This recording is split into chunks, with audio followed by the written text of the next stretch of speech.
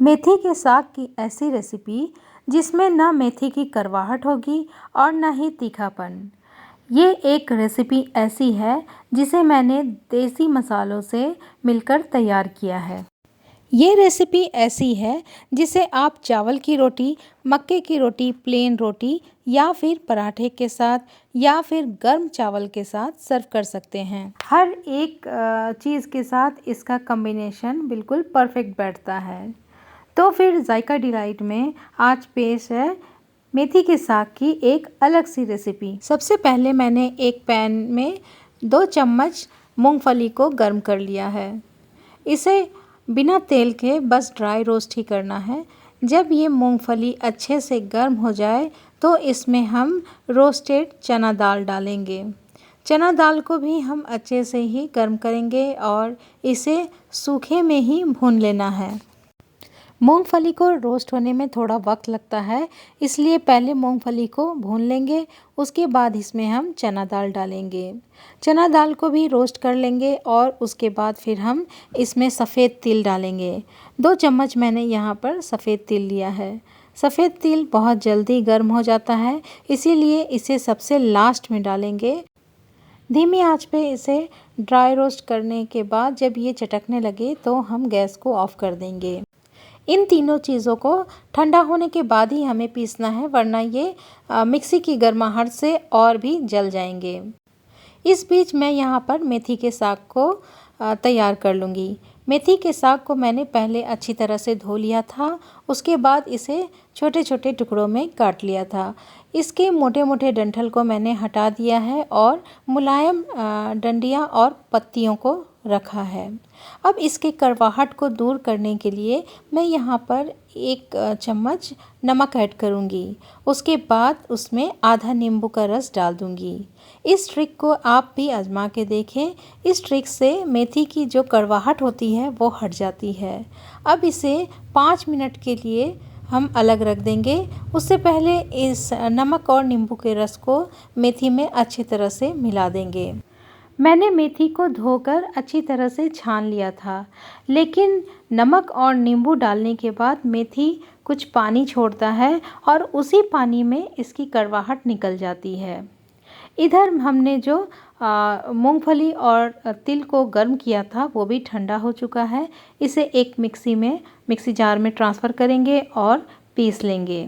यहाँ पर मैंने 2 बड़े चम्मच से दही ऐड किया है और थोड़ा सा पानी डाल दिया था, जिससे कि इसे पीसने में हमें कोई दिक्कत ना हो। एक फ़ाइन पेस्ट मैंने यहाँ पर तैयार कर लिया है। तिल और मूंगफली को पीसने में थोड़ी सी दिक्कत आती है, इसीलिए जार को हम रोक रोक कर चलाएंगे, जिससे कि एक फ़ाइन पेस्ट तैयार हो। अब हमें यहाँ पर ग्रेवी तैयार करना है। इसके लिए एक अलग कढ़ाई में मैंने सरसों का तेल लिया है। जब ये सरसों अच्छी तरह से गर्म हो जाए तो 1 चम्मच जीरा डाल देंगे। इस जीरे को हम धीमी आंच पर ही कड़काएंगे ताकि ये जल ना जाए। जब ये जीरा कड़कने लगे तो हम इसमें बारीक चॉप किए हुए लहसुन को डाल देंगे और बारीक चॉप किए हुए अदरक को डाल देंगे। इन दोनों चीज़ों से मेथी के साग का टेस्ट जो है वो काफ़ी हद तक बढ़ जाएगा। यह सारा प्रोसेस हमें धीमी आंच पे ही करना है, जिससे कि अदरक, लहसुन और जीरा जल ना जाए। इसे हमें तब तक भूनते रहना है जब तक अदरक लहसुन का स्मेल ना ख़त्म हो जाए। जब अदरक लहसुन का स्मेल ख़त्म हो जाए तो हम एक बड़े साइज़ के प्याज को बारीक काट कर डाल देंगे। अब इस प्याज को हम धीमी आंच पर भूनेंगे। इस प्याज को हमें पूरा लाल नहीं करना है, हल्का गुलाबी होने तक इसे हमें फ्राई करते रहना है। जब ये प्याज हल्के गुलाबी रंग में आ जाए तो हम 2 मीडियम साइज़ के टमाटर को काट कर इसमें डाल देंगे। टमाटर को भी हम धीमी आंच पर गलाएंगे, लेकिन गलाने के लिए हम इसमें नमक ऐड करेंगे। नमक हम अंदाज से ही डालेंगे, क्योंकि मेथी में भी नमक पहले से ही मैं ऐड कर चुकी हूँ। नमक को टमाटर में अच्छे से मिला लेंगे। उसके बाद साथ ही कुछ और भी मसाला हमें ऐड करना है। इसमें मैंने यहाँ पे कश्मीरी लाल मिर्च को ऐड किया है, जिससे कि कलर इसका खूबसूरत हो। उसके बाद हाफ चम्मच मैंने हल्दी पाउडर ऐड किया है, हाफ चम्मच गोल मिर्च पाउडर, हाफ चम्मच धनिया पाउडर। अब थोड़ा सा पानी ऐड करेंगे और इसे हम ढककर पकाएंगे। 2 से 3 मिनट तक इस टमाटर को हम ढककर पकाएंगे, जिससे कि टमाटर के छिलके और चंक्स नज़र ना आए, ये पूरी तरह से गल जाए। तो 3 मिनट तक हमें इसे पकाते रहना है। 3 मिनट के बाद हमने देखा है कि देखिए ये टमाटर बिल्कुल अच्छे से गल चुका है। ये बिल्कुल मैश हो जा रहा है, यानी कि ये मसाला तैयार है। अब यहाँ पर हम उस पेस्ट को ऐड करेंगे जो हमने पहले तैयार किया था। ये पेस्ट थोड़ा स्टिकी होता है, इसलिए इसमें पानी डालकर हम मसाले में ऐड करेंगे।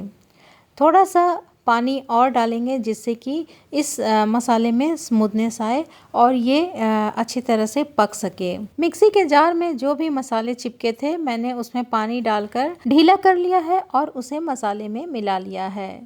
इसमें मसाले की कंसिस्टेंसी हमें इस तरह की रखनी है जिससे कि मसाला अच्छी तरह से भुना जाए और ये चिपके नहीं।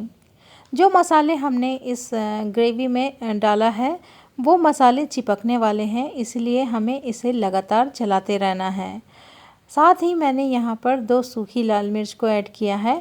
अगर आप तीखा कम खाते हैं तो इसे अवॉइड कर सकते हैं। धीमी आंच पर इस मसाले को हमें लगातार भूनते रहना है। जब ये मसाले अच्छी तरह से भुना जाए और ये पैन छोड़ने लगे तो इसमें हम मेथी के साग को डालेंगे। इस ग्रेवी में हम मेथी के साग को दोनों हाथों से निचोड़ कर डालेंगे, जिससे कि इसके पानी में जो कड़वाहट है वो इस ग्रेवी में ना जाए, वरना सब्ज़ी का टेस्ट ख़राब हो सकता है। अब मसाले को मेथी के साग के साथ हम मिला लेंगे और हम थोड़ा सा पानी ऐड करेंगे, जिससे कि इसकी कंसिस्टेंसी थोड़ी सी ढीली हो जाए। पानी ऐड करने के बाद हम इसे ढककर 4 से 5 मिनट तक पकाएंगे, जिससे कि मेथी के साग अच्छे से गल जाएं।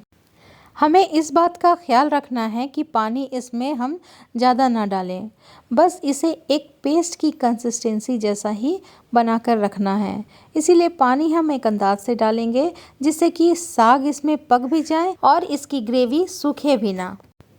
4 से 5 मिनट के बाद अब इस ग्रेवी में एक परफेक्ट सा उबाल आ चुका है, यानी कि साग बिल्कुल तैयार है। फाइनली अब इसमें हम 2 स्लाइस बटर के ऐड करेंगे और 4 से 5 कलियां लहसुन की छोटे टुकड़ों में काट कर डाल देंगे। ये लहसुन जब खाते वक्त मुंह में आता है तो इसका जायका कहीं से कहीं तक पहुंच जाता है। अब साग को बटर में हम मिक्स करेंगे और 1 मिनट के लिए ढककर पकाएंगे। ये साग अब बिल्कुल तैयार है सर्व करने के लिए।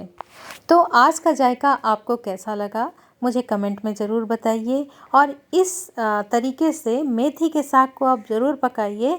इसमें ना कड़वाहट है और ना ही किसी तरह की खटास। इस मेथी के साग का हर बाइट आपको बहुत पसंद आने वाला है। इसे बच्चे और बड़े बहुत शौक से खाएंगे। इस बार की सर्दियों में इस देसी जायके को आप अपने घर में भी महसूस करें। इसे बनाएं और बच्चों को भी खिलाएं। ये बहुत ही हेल्दी और न्यूट्रिएंट से भरपूर डिश है। तो मिलते हैं अगले जायके के साथ। अल्लाह हाफिज़।